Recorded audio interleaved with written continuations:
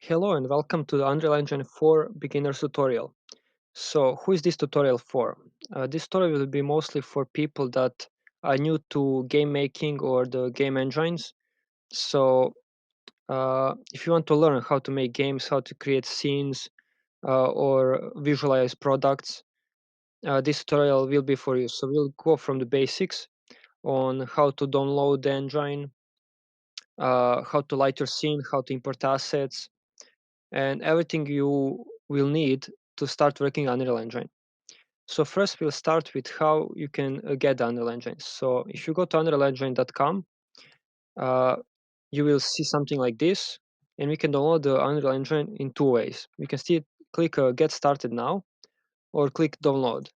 So let's click that, and it leads us to this site. So to this page actually. So before, if you're not logged in, it will lead you to the login page, and you can just fill the information and create an account. And after that, you'll have these two choices. So depending on what you want to do, Unreal lets you choose what license you want, so creator's license or publishing license. So I already have the publishing license, and when you click select, you will get the option to download it. So let's go into Epic Games Launcher.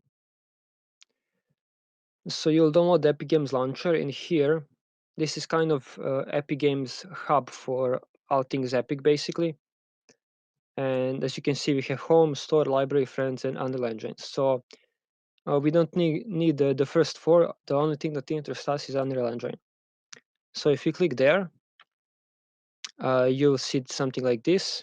And here we have a library where you can see your projects, your vault with all the assets or plugins that you downloaded from the marketplace that we'll check out later.